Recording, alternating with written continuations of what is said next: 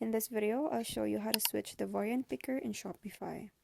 As my current example, all variants are set as pills, but I would like to set them as drop-down, and that this becomes especially useful if some of your products has a lot of variants.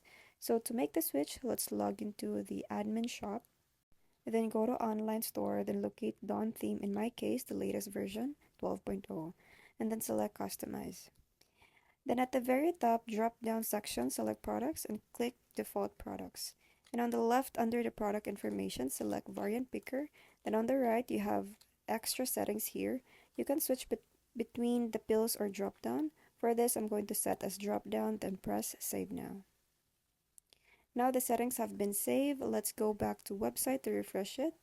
And as you can see, the variant selectors are now drop-down, and they are going to be present pretty much in all products that you have multiple variants such as this one.